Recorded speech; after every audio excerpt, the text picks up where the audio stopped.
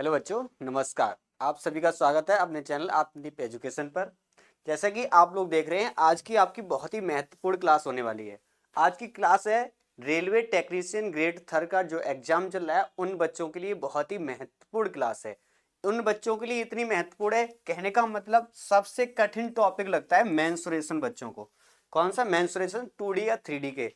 उसके मैंने top 30 question, ऐसे क्वेश्चन जो आपके एग्जाम में अभी हाल ही में जो एग्जाम हुए आरपीएफ और एएलपी, उनमें जो 2D या 3D के क्वेश्चन पूछे गए थे, उन क्वेश्चनों को मैंने यहाँ पर कंपाइल करके लगा दिया है।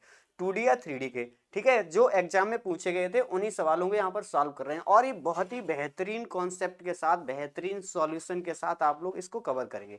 ठीक है, पूरे वीडियो को देखिए। एग्जाम से पहले इसको जरूर आप बच्चों को देखना चाहिए जो बच्चे एग्जाम देने जा रहे हैं टेक्नीशियन ग्रेड थर्ड का या फिर रेलवे का किसी का भी एग्जाम हो, उन बच्चों के लिए बहुत ही महत्वपूर्ण क्लास होने वाली है। ठीक है ना, चलो ज्यादा देर ना करते हुए हम क्लास को शुरू करते हैं तुरंत। बहुत ही बेहतरीन बेहतरीन क्वेश्चन लगाए हैं सभी, जो बेस्ट टॉप क्वेश्चन हो सकते हैं, टॉप 30 क्वेश्चन 2D या 3D के।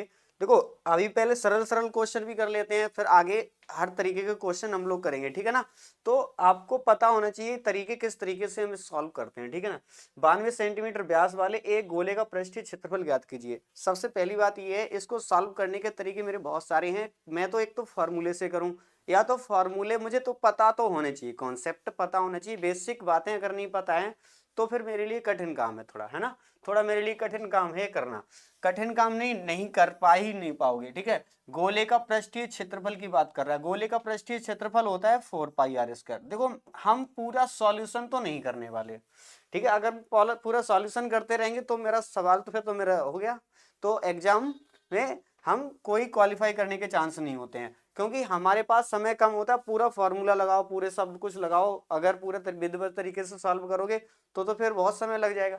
अब करना क्या है 92 सेंटीमीटर व्यास वाले एक गोले का पृष्ठीय क्षेत्रफल ज्ञात करना है। पृष्ठीय क्षेत्रफल का फॉर्मूला तो मुझे पता है, ये होता है, लेकिन अब मुझे सिंपल सी बात पता है, इसमें 4 है और इसमें पाई है। 4 का मल्टीपल अगर देखें तो ये भी नहीं है, ये भी नहीं है, और ये भी है, और ये भी नहीं है, तो एक ही ऑप्शन बन रहा था, खत्म सवाल। 1 सेकंड का ही सवाल था।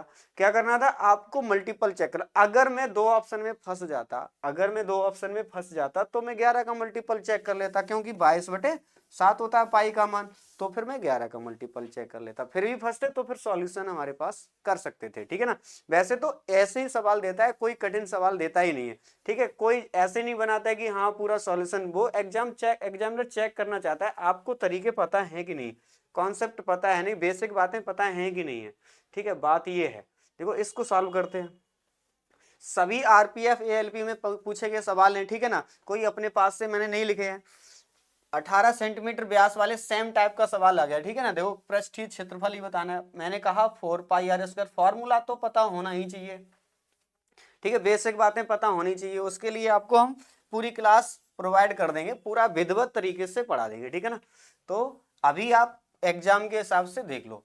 ठीक है, पृष्ठीय क्षेत्रफल ज्ञात कीजिए। अब पृष्ठीय क्षेत्रफल यहाँ पर भी 4, ये पाई, तो 4 का मल्टीपल ये है, 4 दूनी 8, ये भी है, ये भी है, और ये नहीं है, और 4 दूनी 8, ये भी नहीं है। ठीक है, दो ऑप्शन आपके कट गए। मैंने कहा अभी दो ऑप्शन में फंस सकते हो आप, दो ऑप्शन में फंस सके तो मेरे पास कोई बात नहीं, दूसरा हथियार है 11। क्या है, 11। 11 का मल्टीपल चेक कर लो। 11 का मल्टीपल ये है क्या, देखो 11 7 77, 11 दूनी 22, ये कट जाएगा, ये नहीं कटेगा। ठीक है, 11 दूनी 22 और 10 बचे, नहीं कटा, तो आ गया ना।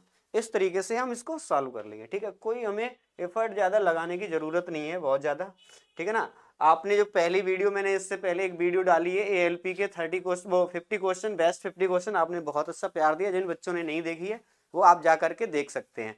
ठीक है, वीडियो के लिंक में पड़ा होगा, तो आप उसको, मैंने बहुत अच्छे से वहां पर भी समझाया पढ़ाया, पूरा बेस्ट 50 क्वेश्चन अर्थमेटिक के मैंने लगाए हैं, वहां पर डाले हैं। ठीक है ना, बच्चों ने बहुत प्यार दिया है, तो इसको भी आप ध्यान से समझो। क्या है, एक वर्गाकार भूखंड का क्षेत्रफल इतना दे रखा है। आपसे पूछा है भूखंड की प्रत्येक भुजा की लंबाई बतानी है। क्या बतानी है, प्रत्येक भुजा की लंबाई बतानी है। देखो, सबसे पहली बात ये है, वर्गाकार भूखंड है, भूखंड का मतलब भूखंड है वर्गाकार। वर्गाकार, वर्ग का क्षेत्रफल पता होना चाहिए। क्या पता होना चाहिए मुझे, वर्ग का क्षेत्रफल का फॉर्मूला पता होना चाहिए। वर्ग का क्षेत्रफल फॉर्मूला होता है भुजा स्क्वायर। क्या होता है बेटा, भुजा स्क्वायर, यानी कि साइड स्क्वायर, यानी कि ए स्क्वायर। कहने का तात्पर्य ये जो लिखा है ना वो किसी का वर्ग लिखा होगा। अब वो वही चेक करना है किसका वर्ग है। अगर मैं देखें हैं पीछे 9 है, 9 सिर्फ 3 के पीछे आते हैं और 7 के पीछे भी आते हैं, तो ऑप्शन तो ऐसे सभी हैं, यूनिट डिजिट से नहीं कर सकते, तो हम क्या करेंगे फिर अप्रोक्सीमेटली सोचेंगे, ठीक है ना। तो 16 तो नहीं हो सकता, ठीक है ना, और 19 भी नहीं हो सकता क्योंकि 19 का बहुत ज्यादा हो जाता है, तो 17 वाला ही होगा। अब 17 देखो कौन सा इनमें से होगा ये चेक करना। 17 17 289, ये बहुत दूर है, ये उसका बहुत आगे चला जाएगा, 173 का बनेगा। कितने का बनेगा? 173 का बनेगा। 17 17 289 और बिल्कुल नजदीक है, और ये 7 करेंगे तो फिर बहुत ज्यादा चला जाएगा, ठीक है ना। तो क्या कौन सा बनेगा आपका? 173 बनेगा, ठीक है ना। क्या बनेगा? 173। आगे सवाल पे पहुंचते हैं, क्या बोला गया आगे सवाल देखते हैं, ठीक है। बहुत अच्छे सवाल हैं, यही सवाल ऐसे ही सवाल पूछे जाते हैं एग्जाम में, कोई कठिन सवाल नहीं पूछे जाते, ऐसे सवाल एग्जाम में पूछे गए हैं। देखो आरपीएफ एसआई एएलपी में पूछे गया सवाल है, ठीक है ना। सभी सवाल उसमें ही पूछे गए हैं, उन्हीं सवालों को मैंने यहाँ पर लगाया है।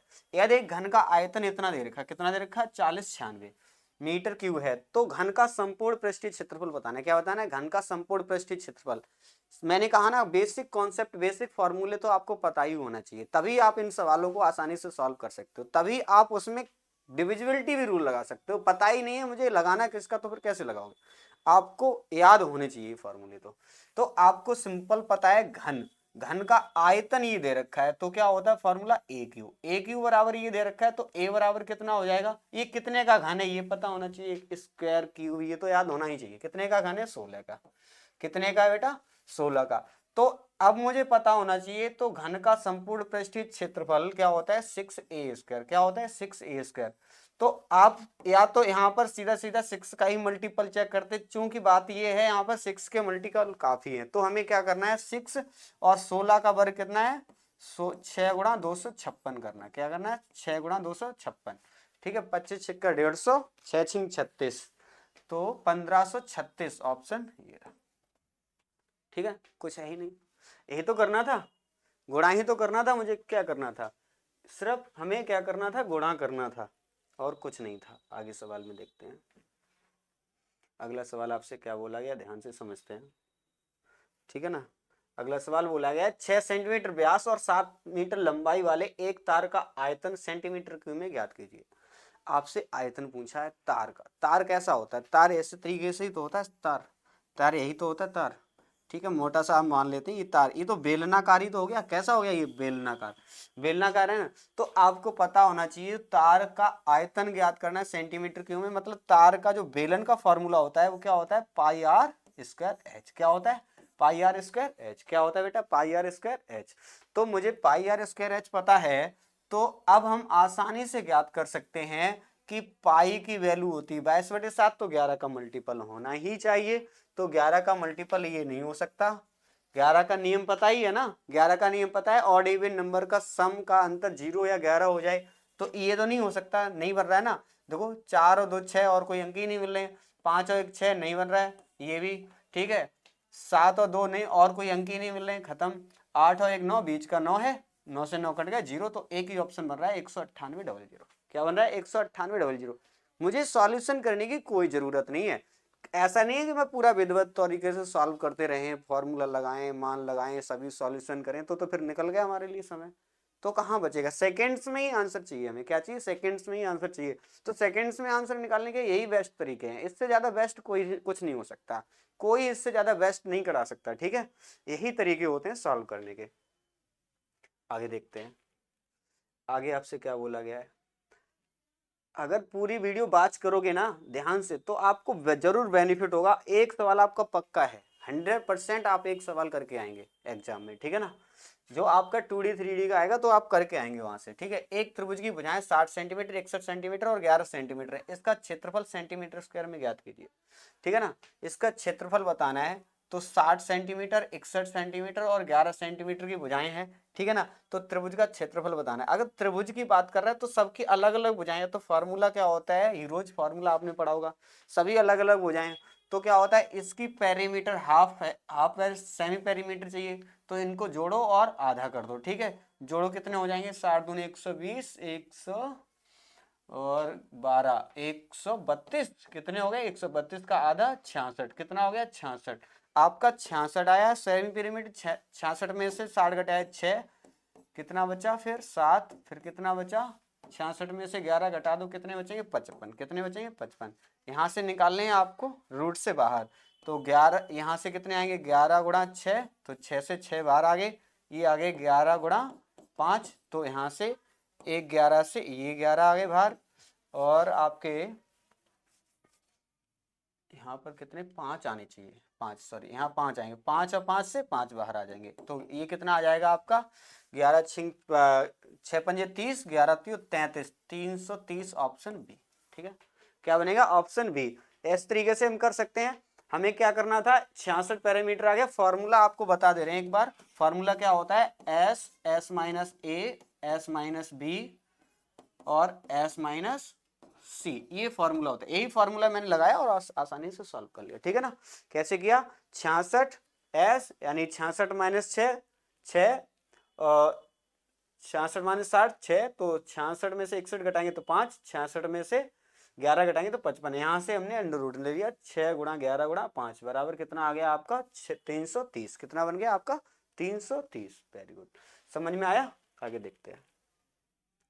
ठीक है, आगे देखते हैं कौन सा सवाल, सवाल में क्या बोला गया ध्यान से समझते हैं। ठीक है ना, लिखा है एक आयताकार सीट 1.5 रुपए प्रति सेंटीमीटर स्क्वायर की दर से पेंट करने की लागत 945 रुपए है। ठीक है, अगर टोटल रुपए 945 लग रहे हैं, टोटल रुपए 945 लग रहे हैं और 1.5 रुपए के हिसाब से लग रहे हैं, ठीक है, तो उसका क्षेत्रफल कितना रहा होगा, ये क्षेत्रफल रहा होगा। ठीक है ना, ये क्षेत्रफल रहा होगा 15 छिक्का 90, 15 तियो 45, 1 0, 630 सेंटीमीटर स्क्वायर उसका क्षेत्रफल रहा होगा। ठीक है ना, अब कह रहा है यदि आयताकार सीट की लंबाई 30 सेंटीमीटर है तो इसकी चौड़ाई ज्ञात कीजिए। फॉर्मूला क्या होता है, एल इंटू बी बराबर 630 है, कितना है 630 है, तो इसमें से एक की वैल्यू दी है 30, 30 गुणा बी चाहिए, तो 30 का भाग लगाना था और कुछ नहीं करना, 3 से 0 काट दो, 21 बचे, कितने बचे 21 63 होते हैं, ऑप्शन ए क्या बनेगा, option A is the right answer आपका बन जाता है। ठीक है ना, समझ में आया, ये क्षेत्रफल निकाल लिया हमने। अगर जैसे निकालना होता था मुझे रुपए तो क्या करते थे, गुणा करते थे रुपए का, अब क्षेत्रफल निकालना तो 1.5 का भाग लगा दिया, तो मेरे पास क्या आ गया क्षेत्रफल, वहां से हमने वैल्यू निकाल ली। ठीक है, अगले सवाल की तरफ बढ़ते हैं। अगला सवाल आपसे क्या बोला गया, आप पूरी वीडियो को वॉच कीजिए, पूरा ध्यान से समझिए, बहुत अच्छा लगेगा। ठीक है, बहुत अच्छे से समझ में आएगा, गारंटी से आपका एक प्रश्न सही होके आएगा। अगर आपको एग्जाम में आपसे सवाल पूछता है 2D और 3D से, जरूर पूछता है एक सवाल 101%, और आपका सवाल 101% सही भी होगा, ये भी गारंटी है। ठीक है ना, सही भी होगा। एक वर्गाकार भूखंड का क्षेत्रफल 32,041 मीटर स्क्वायर है, भूखंड की प्रत्येक भुजा की लंबाई मीटर स्क्वायर में क्या है, क्या है मीटर में क्या है। आपसे सिंपल सी बात है, ये किसी का वर्ग लिखा होगा, ऐसा सवाल तो करवा चुके हैं हम। ठीक है, तो ऐसा सवाल तो करवा चुके हैं, ये किसी का वर्ग लिखा होगा, वर्ग किसका है ये चेक करना है। ठीक है ना, ये किस चेक करना है, तो आपको पता है 7 के वर्ग में और 9 के वर्ग में भी एक आते हैं, 9 के वर्ग में आते हैं 7 7 49, इसमें तो 9 आना ही नहीं है, ये तो खत्म ही है, वो एक आना ही नहीं है। एक किसके वर्ग में आते हैं, तो इसके में आते हैं, इनके में तो आते नहीं है। अब बात ये इन दोनों की, इन दोनों में से कौन सा सी है, तो 19 तो हो ही नहीं सकता, क्योंकि 19 ज्यादा हो जाएगा, तो एक ही ऑप्शन बचा 179, एक ही ऑप्शन, क्योंकि 19 का वर्ग करोगे तो कितना होता है 361, तो ये 361 से बहुत नीचे है, ये बिल्कुल नजदीक भी है, और ये ऑप्शन पहले से ही कट गए। क्यों कट गए, क्योंकि 7 के पीछे कितना, 7 का वर्ग 9 होता है, तो पीछे 9 आना चाहिए था, ये नहीं हो सकते। ठीक है ना, आगे देखते हैं, ऐसे ही करते हैं। ठीक है, ऐसे ही सवाल आपके एग्जाम में पूछे जाते हैं, बहुत हार्ड क्वेश्चन नहीं पूछे जाते हैं, सभी आए हुए ही प्रश्न हैं आरपीएफ एएलपी में, उन्हीं प्रश्नों को मैंने लगाया है। आपका एक प्रश्न 100% सही होगा अगर आप पूरी वीडियो देखते हैं, पूरा कॉन्सेप्ट को समझते हैं। कुछ भी करने की, कोई भी फॉर्मूले भी नहीं याद करवा रहे में, थोड़ा बहुत कॉन्सेप्ट पता होना चाहिए, आप आसानी से लगा सकते हो। 11 का रूल, 4 का रूल, यही तो लगा रहे हैं बार बार, और कुछ नहीं कर रहे हैं। यदि एक घन का आयतन दे रखा है इतना, ठीक है, फिर कह रहा है घन का संपूर्ण पृष्ठीय क्षेत्रफल बताना है। घन का संपूर्ण पृष्ठीय क्षेत्रफल होता है 6a², क्या होता है 6a²। ठीक है, अब बात ये है 6 का भाग लगाओ। ठीक है, 6 का जो नंबर होगा वही तो होगा, 9 1 10, ये तो कट नहीं सकता 6 से, क्योंकि 3 से ही नहीं कट रहा। और 6 4 10 8 कट जाएगा, ये भी नहीं कटेगा, और 8 1 9 ये कट जाएगा, दोनों 6। अब ये 6 से नहीं कटेगा क्योंकि ये सम नहीं है, तो एक ही ऑप्शन बचा 864। खत्म। हम वहां पर जाएंगे ही नहीं, मुझे क्या पता करना है, पृष्ठीय क्षेत्रफल ज्ञात करना है। क्या पता करना है? घन का संपूर्ण पृष्ठीय क्षेत्रफल। घन का संपूर्ण पृष्ठीय क्षेत्रफल का फॉर्मूला होता है 6a²। क्या होता है? 6a²। तो आप सीधे सीधे 6 का ही मल्टीपल चेक कर लो ना, 6 का गुणा जरूर हो रहा होगा, 100% 6 का गुणा हो रहा होगा, बिना 6 के गुणा से आएगा ही नहीं। अब 6 का अगर गुणा हो रहा होगा तो आप क्या करना है, आपको क्या करना है, आपको ये चेक कर लेना कौन सा 6 से कट रहा है।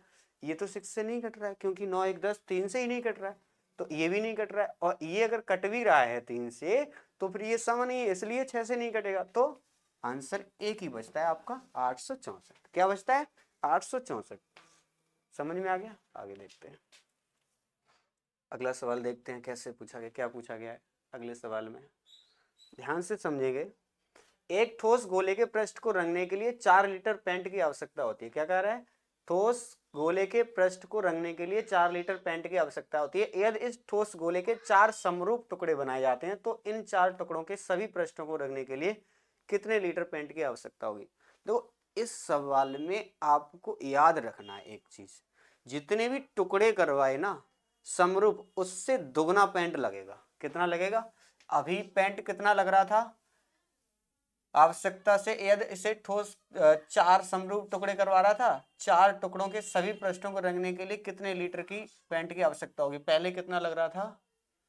एक ठोस गोले के पृष्ठ को रंगने के लिए 4 लीटर, 4 लीटर लग रहा था, 4 लीटर लग रहा था, ठीक है। और 4 लीटर के 4 टुकड़े कर दिए तो कितना पेंट लगेगा? 8 लीटर लगेगा, दुगना पेंट लगेगा, ठीक है। ये ध्यान रखना पड़ेगा आपको, ठीक है। कितना पेंट लगेगा? दुगना पेंट लगेगा।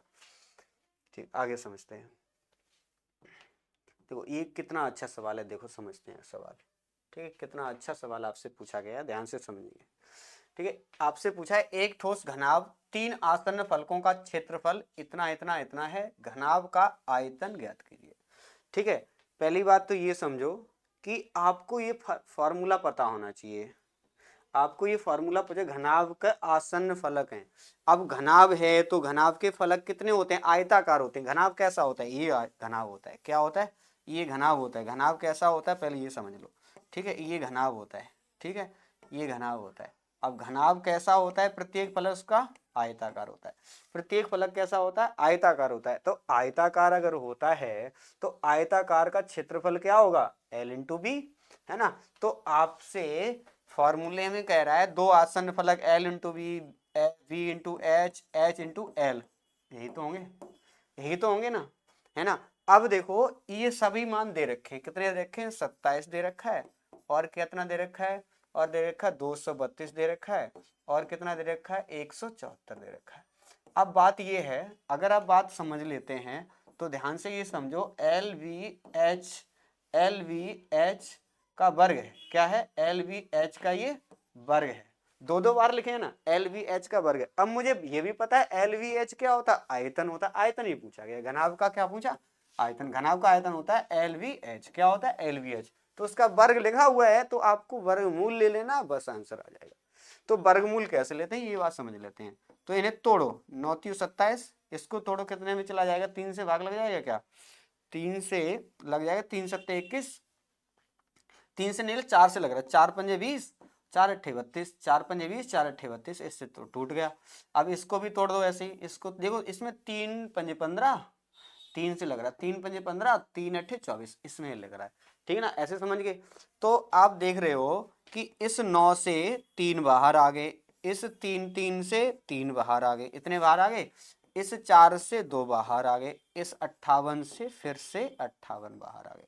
मतलब ये आंसर है आपका, ये आंसर है, ठीक है ना। ये आंसर है तो आप कैसे चेक करेंगे? ये तो आंसर इसमें मल्टीपल में दे रहा है। अब मुझे गुणा नहीं करना है, क्या करना है? गुणा नहीं करना है, क्या करना है फिर?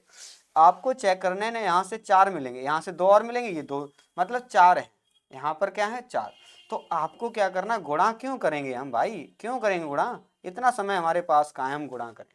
इतना हमारे पास समय कहाँ है हम गुणा करें, है ना। हमें क्या करना है? चेक कर लेना है 4 का मल्टीपल।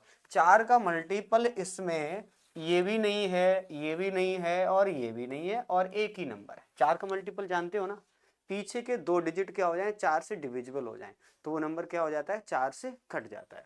तो ये भी नहीं है, सिर्फ एक ही नंबर था, तो हमें क्यों करना था पूरा गुणा, लेकिन यहाँ तक तो पहुँचना तो पड़ेगा मुझे, ठीक है, यहाँ तक पहुँचना तो पड़ेगा, इनके लिए मुझे कॉन्सेप्ट पता होना चाहिए, ठीक है। अब गुणा नहीं करना था, सिर्फ इतना ध्यान रखना था, ठीक है ना।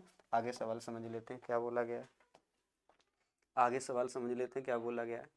देखो आपसे क्या बोला गया है, आपसे बोला गया है, कह रहा है कि, आपसे कह रहा है कि मेरा छोटा भाई एक पतंग उड़ा रहा है, मेरा एक छोटा भाई है पतंग उड़ा रहा है जिसका क्षेत्रफल 15 सेंटीमीटर स्क्वायर। किसका, पतंग का, पतंग का क्षेत्रफल कितना है, 15 सेंटीमीटर स्क्वायर। कुछ भी रहा हो वर्ग आयत, उससे हमें मतलब नहीं है, अभी देखते हैं। इसके विकर्णों का योगफल 11 सेंटीमीटर है, इसके विकर्णों की लंबाई सेंटीमीटर में क्या है, विकर्णों की लंबाई सेंटीमीटर में ज्ञात कीजिए।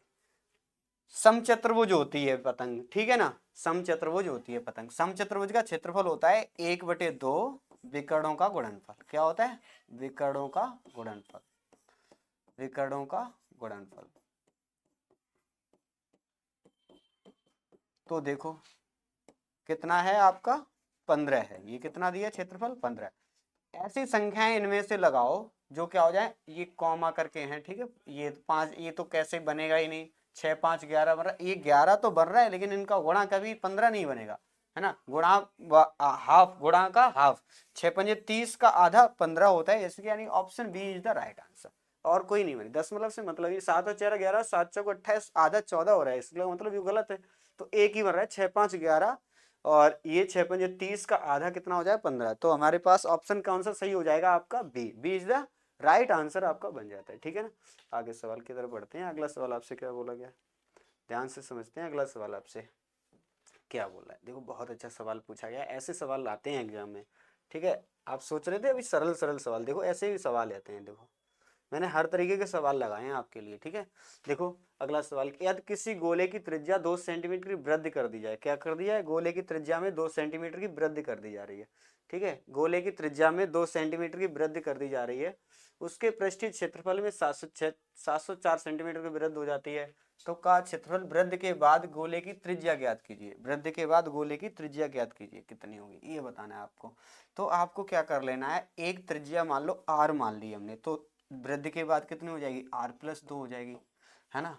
अब कह रहा है अंतर की बात कर रहा है, तो r², फॉर्मूला होता क्या है 4 पाई, गोले की बात कर रहा है तो 4 पाई r², ठीक है ना, बराबर कितना दे रहा है, 704 दे रहा है। तो यहाँ से पाई की वैल्यू हटाओ, पाई की वैल्यू लगा दो 22/7, तो 11 से काटा 11 दूनी 22, 11 से काटा 11 7, 11 6 66, 11 चौको 44, 4 दूनी 8, 8 8 64, तो r² प्लस 2 दूनी 4 प्लस 2 × 2r, फॉर्मूला तो जानते हो, +b का होल स्क्वायर माइनस r² बराबर, यहाँ से कितने हो गए, ये 7 उधर गए 56, कितने हो गए 56, ये 4 उधर जाके घटा देंगे 52, r² से r² कट जाएगा, तो 4r बराबर हो गया कितना 52, और 4 से काटा तो 13 चौक 52, आर की वैल्यू 2 आई, वृद्धि के बाद कितनी हो जाएगी 15, 2 की वृद्धि के बाद कितनी हो जाएगी 15, समझ में आ गया।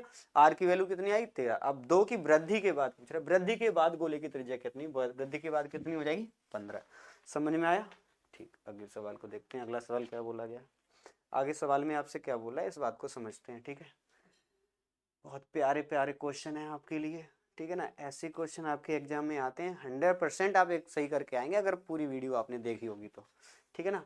ध्यान समझिए, यदि दीवार का 10% भाग मोर्टार से भरा हुआ है, क्या है, मोर्टार से भरा है 10% भाग, यदि दीवार का 10% भाग मोर्टार से भरा हुआ है, ठीक, यानी कि जो मोरम वगैरह होती है उससे भरा हुआ है, ठीक है, तो 24 मीटर लंबी, 8 मीटर ऊंची और 60 सेंटीमीटर मोटी दीवार बनाने के लिए आवश्यक 24 मीटर 24 सेंटीमीटर 12 सेंटीमीटर 8 सेंटीमीटर माप वाली ईंटों की संख्या ज्ञात कीजिए। देखो n बराबर क्या होता है, इस बात को समझ लें, बड़े घन या घनाभ का आयतन बटे छोटे घन या घनाभ का आयतन, ठीक है, तो बड़े घनाभित होगी दीवार, ठीक है ना, तो घनाभ है तो आप बड़े घनाभ का आयतन बारे दीवार पूरे का आयतन निकाल लिख दो, तो पूरे का कितना हो जाएगा, घनाभ का आयतन क्या होता है L × B × H, मतलब 8 × 60, अब ये ऐसे नीचे सेंटीमीटर में तो इसको भी सेंटीमीटर में बदलो, 800 गुणा ये 60, तो 60 में 24 और है पहले, 2400 सेंटीमीटर में हो जाएगा, 800 सेंटीमीटर में हो जाएगा, ये 60 ऑलरेडी सेंटीमीटर में दे रखा है, ठीक है। आगे नीचे सेंटीमीटर में तो है ही 24 गुणा 12 गुणा 8। ठीक है, तो एक 24 से 24 कट गया, 8 से 8 कट गया, 100 बच रहे हैं ना, 100 बच रहे हैं ना, और 12 पंजे 60, कितने हो जाएंगे 12 पंजे 60। ठीक है ना, 12 पंजे 60। कुछ गड़बड़ हो गया कहीं पर क्या, 12 पंजे 60, तो कितने आ जाएंगे आपके। अच्छा 10% भाग कैसा हो गया था, 10% भाग मोर्टार से भरा हुआ है, 10% भाग भरा हुआ है, तो 10% निकालो तो 9/10 बचेगा ना। 10% का मतलब होता है 1/10, 10 से 1/10, 10 में से कितना हो जाएगा आपका, अरे आ जाओ, 10% मतलब 1/10, 1/10 है, तो 10 में से एक मोर्टार से भरा, तो 9/10 तो है ना, तो 9/10 तो है। ठीक, एक जीरो से ये मैंने जीरो काट लिया, 9 पंजे 45 के साथ 3 जीरो, 45 के साथ 3 जीरो कहीं पर देख रहे हो, आपका आंसर लगा सकते हैं। Answer B is the right answer. क्या होगा, B is the right answer आपका बन जाता है, क्या हो जाएगा 45,000। ठीक है ना, आगे सवाल की तरफ बढ़ते हैं। अगला सवाल आपसे क्या बोल रहा है, अगला सवाल आपसे क्या बोल रहा है, इस बात को समझ लेते हैं। बहुत प्यारा सा नंबर है, क्या है, यदि किसी घन एक फलक का परिमाप 48 सेंटीमीटर घन है, और घन कैसा होता है, वर्गाकार होता है, घन कैसा होता है, वर्गाकार होता है, और वर्ग का परिमाप क्या होता है, 4 गुणा भुजा। ये बातें आपको पता होना चाहिए। ठीक है ना, क्या होती है, घन की बात कर रहा है ना, घन, तो घन कैसा होता है, घन के प्रत्येक फलक बराबर होते हैं, प्रत्येक फलक बराबर होते हैं मतलब वर्गाकार होते हैं, तो वर्गाकार होते हैं, वर्ग का परिमाप होता है 4 गुणा भुजा। ये भुजा दी है 4 गुणा भुजा के बराबर, किसके बराबर दी है, 4 गुणा भुजा के, 4 से काटोगे तो 12 चौक 48, भुजा कितनी आ गई 12, भुजा कितनी आ गई 12। अब कह रहा है उसका आयतन ज्ञात कीजिए, तो 12 का घन कितना होता है 1728, खत्म सवाल। क्या पूछा है, 1728 आ जाएगा, आंसर आ जाएगा आपका, कुछ भी करने की जरूरत ही नहीं थी उसमें। क्या करना था, 700 वो 1728। अगला सवाल देखते हैं, अगला सवाल में आपसे क्या बोल रहा है। अगले सवाल में कह रहा है बेलन की त्रिज्या उसकी ऊंचाई से 5 सेंटीमीटर अधिक है, यदि बेलन का वक्र पृष्ठीय क्षेत्रफल 792 सेंटीमीटर स्क्वायर है, तो बेलन का आयतन ज्ञात कीजिए। देखो कितना अधिक है कितना कम है वो हम बाद की बात है, पहले हम क्या करते हैं, सीधे ऑप्शन पे दे जाते हैं, और पूछा क्या है उस पर जाते हैं। आयतन पूछा किसका, बेलन का, बेलन का आयतन होता है पाई आर स्क्वायर एच। क्या होता है, पाई आर स्क्वायर एच। अब देखो पाई आर स्क्वायर एच है, पाई मेरे पास है, कहीं दशमलव में तो आंसर है नहीं, तो सीधे सीधे पाई का गुणा हो ही रहा होगा, मतलब 22 का गुणा हो रहा होगा, मतलब 11 का गुणा हो रहा होगा। अब 11 का गुणा हो रहा होगा, तो देखो 11 से कटने वाला नंबर कौन सा है, तो देखो 5063 नहीं है, खत्म। 5 5 10 ये भी नहीं है, 5 4 9 5 4 9 ये है, ठीक है ये है, ये चेक कर लेते हैं, 5 1 6 7 2 9 ये भी नहीं है, तो एक ही option C is the right. बस हम क्यों पूरा सॉल्यूशन करें, नहीं करना है मुझे, मुझे पता है ना पाई आर स्क्वायर एच होता है, तो पाई का गुणा हो रहा है मतलब 11 का गुणा हो रहा है, 11 से नंबर कटने वाला एक ही ऑप्शन था सी 5544, और कोई 11 से नहीं कट रहा। 11 का नियम पता होना चाहिए, 11 का नियम क्या होता है, ऑड और इवन नंबर जो स्थान पर आते हैं उनका सम करके अंतर निकालना है, डिफरेंस निकालना, वो 0 या 11 से डिवाइड हो जाए, ठीक है ना, ऐसा नंबर आ जाए। ठीक, अगले सवाल समझते हैं क्या बोला गया है। अगला सवाल देखते हैं क्या बोला गया है। अगले सवाल में आपसे पूछा गया है, कहा गया है कि आपसे कहा गया है यदि एक बंद बेलन के आधार की त्रिज्या और ऊंचाई का अनुपात 1:3 है, यदि इसका वक्र पृष्ठीय क्षेत्रफल इतना है, तो इसका कुल पृष्ठीय क्षेत्रफल ज्ञात कीजिए। यहाँ पर भी हम ऊपर की भाषा से मतलब ही नहीं रखेंगे, कुल पृष्ठीय क्षेत्रफल पूछा किसका, इसका बेलन का। कुल पृष्ठीय क्षेत्रफल का फॉर्मूला क्या होता है ये बात समझते हैं, 2 pi R plus H, H plus R लिख लो या आर प्लस एच कोई बात नहीं, 2 pi R H plus are, ठीक है, ऐसे यही तो होगा ना, है ना। बेलन होता है कैसे, देखो समझते हैं, बेलन ये तो है ना, बेलन यही तो बेलन है। इसका क्या करते हैं, अगर मैं इसको समझते हैं तो पहले वक्र पृष्ठ का फॉर्मूला होता है 2 पाई आर एच, क्या होता है 2 पाई आर एच, और ये दोनों भी जुड़ जाते हैं टोटल निकालने की, तो पाई आर स्क्वायर ही हो गया 2 पाई आर स्क्वायर, तो 2 पाई आर कॉमन हो गया, यहाँ से एच बचा, यहाँ से आर बचा, तो यहाँ से ये फॉर्मूला बन के आता है 2 pi R H plus are. ठीक है, अब बात ये है कि यहाँ पर पाई का गुणा हो रहा है, कहने का तात्पर्य इसमें 11 का मल्टीपल हो रहा होगा। अब 11 का मल्टीपल चेक करो कौन सा है, 2 2 4 3 1 4, एक ही नंबर है यही वाला, देखते हैं और भी तो नहीं है, 5 2 7 ये नहीं है, ये भी तो नहीं है, और 8 8 ये भी नहीं है, तो एक ही नंबर बन रहा था, A option is the right answer. हमें कुछ करने की जरूरत नहीं है, ये सिर्फ फार्मूला पता है तो पाई का मान लगाओ, पाई का मान है 11 से मल्टीपल, 11 का मल्टीपल पहले चेक कर लो। अगर फंस जाते हैं तो फिर आगे सोल्यूशन करना होता है। अब फंसते ही नहीं, मोस्टली तो ऐसे हो ही जाते हैं, ठीक है ना। फंस जाते हैं, 2 के नियम से कोई यूनिट डिजिट फिर चेक कर लेते हैं, ठीक है ना। कई तरीके सॉल्व करने के, आगे देखते हैं। आपसे क्या बोला गया है, ध्यान से समझो क्या बोला गया है। आपसे क्या बोला है, समीर के पास 6 सेंटीमीटर व्यास वाली एक ठोस धातु की गेंद है। वह इसे पिघलाता है और इस पदार्थ का उपयोग एक ठोस बेलन के बनाने के लिए करता है। यदि बेलन का व्यास गेंद के व्यास के समान है तो इसकी ऊंचाई क्या है। क्या पूछा है, इसकी ऊंचाई पूछा है। समीर 6 सेंटीमीटर व्यास वाली एक ठोस धातु की गेंद पिघलाता है और इस पदार्थ का उपयोग एक ठोस बेलन बनाने के लिए करता है। यदि बेलन का व्यास गेंद के व्यास के समान है, ठीक है। बेलन और गेंद की बात कर रहा है तो गेंद का आयतन होता है 4/3 पाई आर क्यूब। क्या होता है, 4/3 पाई आर क्यूब। फिर कह रहा है बेलन, तो बेलन का आयतन क्या होता है, आयतन समान होते हैं इनकी, ध्यान रखना, पाई आर स्क्वायर एच। क्या होगा, पाई आर स्क्वायर एच। कह रहा है त्रिज्या, व्यास तो मैंने बताया त्रिज्या समान है, तो ये आपके क्या हो गए, कट गए, तो एक आर बचा सिर्फ। अगर व्यास 6 है तो रेडियस कितनी हो जाएगी आपकी, 3। रेडियस कितनी हो जाएगी, 3। पाई से पाई काट दो, तो 4/3 गुणा 3 बराबर एच। 3 से 3 काट दिया, एच का मान आ गया 4। ऑप्शन बी, ठीक है, ऑप्शन बी। इतना ही सिंपल होता है बस। हमें क्या करना, तो कोई भी अगर धातु को पिघलाया जाए, किसी भी आकृति को पिघलाया जाए, तो कोई भी आकृति बनाई जाए तो उनके आयतन समान रहते हैं, ठीक है। पिघलाने के बाद क्या आयतन समान रहते हैं, और कुछ भी समान नहीं रहता है इनकी, उनके आयतन समान रहते हैं। फिर कह रहा है उसकी त्रिज्या जो व्यास था वो समान था, मैंने समान दिखा दिया, आर इधर भी तो कैपिटल आर दोनों तरफ दिखा दिया, ठीक है। हमारे पास आंसर आ गया 4। आगे सवाल को समझते हैं, अगला सवाल क्या बोला गया है। देखो आपसे क्या बोल रहा है, आपसे बोल रहा है एक बंद घन है, बंद घन के विकर्ण की लंबाई इतनी है, तो घन का कुल पृष्ठीय क्षेत्रफल मीटर सेंटीमीटर स्क्वायर में ज्ञात कीजिए। कुल पृष्ठीय क्षेत्रफल की बात कर रहा है, घन की बात कर रहा है, किसकी बात कर रहा है, घन की बात कर रहा है। अगर घन की बात कर रहा है तो मुझे पता है 6a² होता है। क्या होता है, 6a²।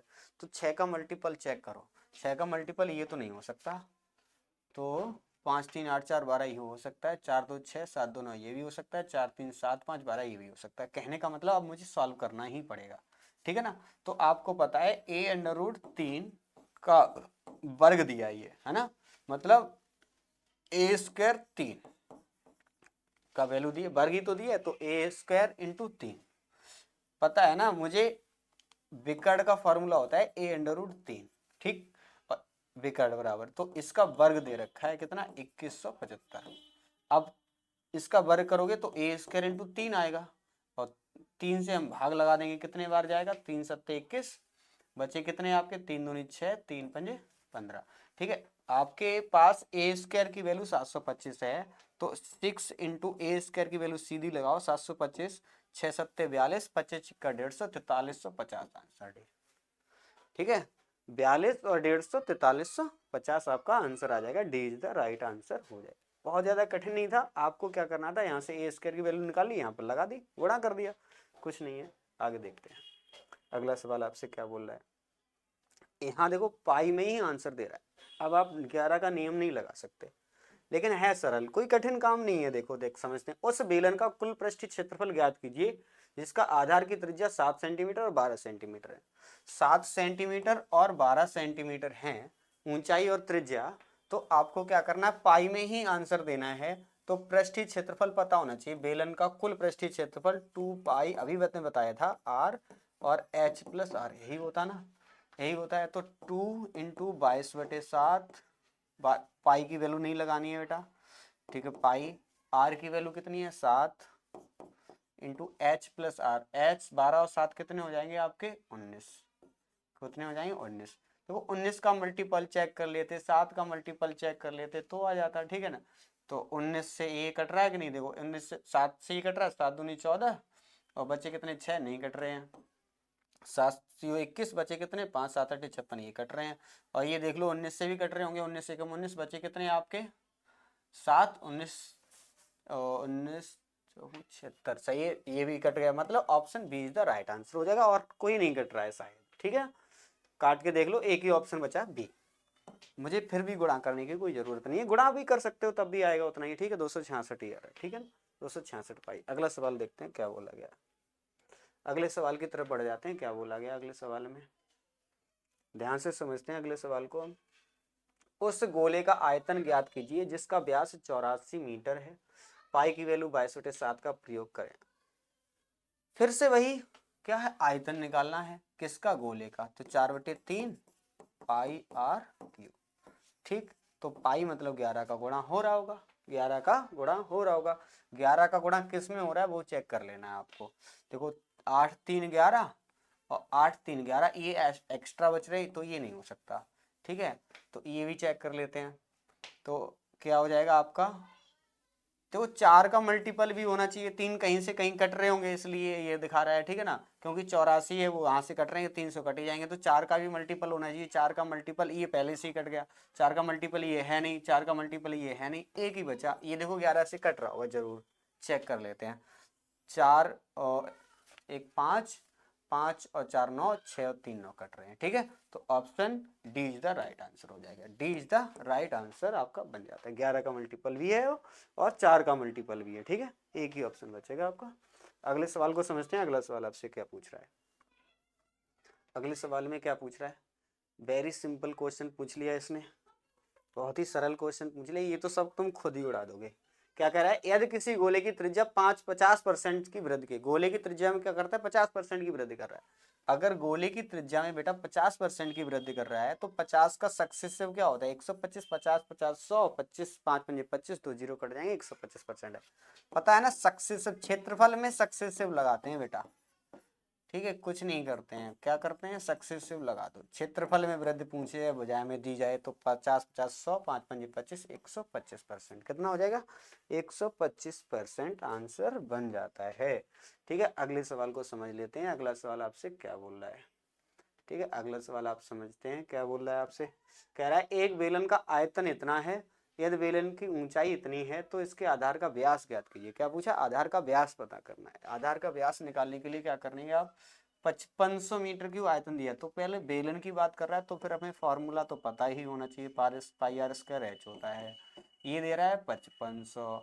अब यहाँ से मान लगा दो कितने हो जाते हैं, पाई की value 22/7 into R square, R की वैल्यू हमें पता करनी है, इंटू एच की वैल्यू 70 है। एक 7 से 7 काट दो, 11 दूनी 22, ये 10 बचे, एक जीरो से जीरो काट दो, इस 2 से काटोगे तो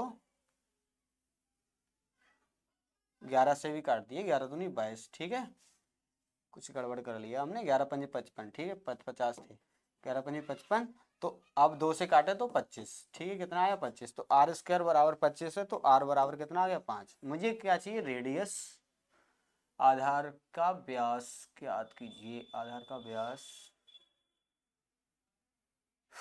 10 आना चाहिए, 10 है। ठीक है, C option is the right answer, 10 क्या आ जाएगा आपका, 10 मीटर आपका आंसर बन जाएगा। ठीक है, व्यास का चाहिए ना। ठीक है, अगले सवाल को समझ लेते हैं। अगला सवाल आपसे क्या बोल रहा है, आगे सवाल में समझते हैं। आगे सवाल में आपसे बोल रहा है कि 12 सेंटीमीटर त्रिज्या वाले एक ठोस धातु के गोले को पिघलाकर 2 सेंटीमीटर त्रिज्या वाले छोटे गोलों के रूप में ढाला जाता है। ऐसे कितने छोटे गोले बनाए जा सकते हैं।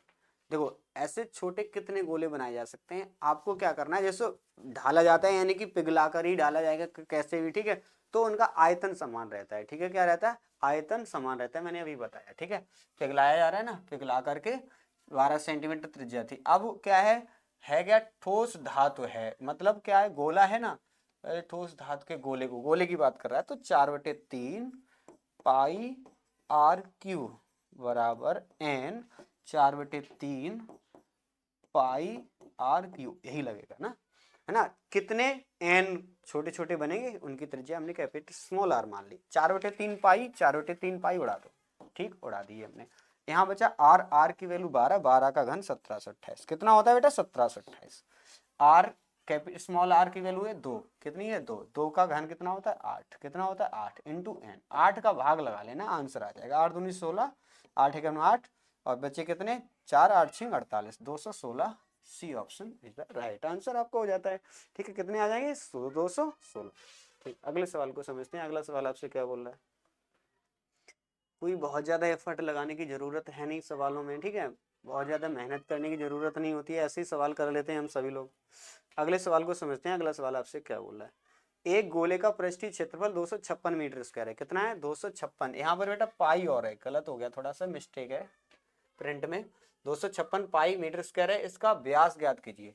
आपसे व्यास पूछ रहा है, तो गोले का पृष्ठीय क्षेत्रफल बता रहा है। गोले का पृष्ठीय क्षेत्रफल होता है क्या, पहले ये पता होना चाहिए, है ना। गोले का पृष्ठीय क्षेत्रफल, इस आप गोले का पृष्ठीय क्षेत्रफल होता है 4 पाई r स्क्वायर, बराबर कितना दिया, 256 पाई। कितना दे, 256 पाई। पाई से पाई काट दो और 4 से भाग लगा दो, कितने बार गया, 4 6 24, 4 8 32। तो r की वैल्यू होगी 8, r की वैल्यू होगी 8। ठीक है, कितना है, बी, यहाँ बी लिखा है, बी ऑप्शन 8 मीटर। क्या हो जाएगा, 8। कितना हो जाएगा आपका, 8। 8 ही आ रहा है। क्या पूछा है, व्यास पूछा है, व्यास कितना है। अच्छा, r बराबर 8 आया, तो ए इज द राइट आंसर हो जाएगा। क्या हो जाएगा, ए 16, क्योंकि व्यास पूछा गया बेटा। यहाँ क्या पूछा है, व्यास। व्यास क्या होता है, डी 2r होता है, 2r होता है, 2r। तो 2r कितना, r वैल्यू 8 है, तो 16 सेंटीमीटर हो जाएगी। कितनी हो जाएगी, 16। ठीक है, अगले सवाल को देखते हैं। ठीक है, इतने ही थे। बहुत बहुत धन्यवाद आप सबको। अगर अच्छा लगा हो तो इस चैनल को सब्सक्राइब कीजिए, आगे भेजिए अपने दोस्तों के साथ, शेयर कीजिए। बहुत बहुत धन्यवाद।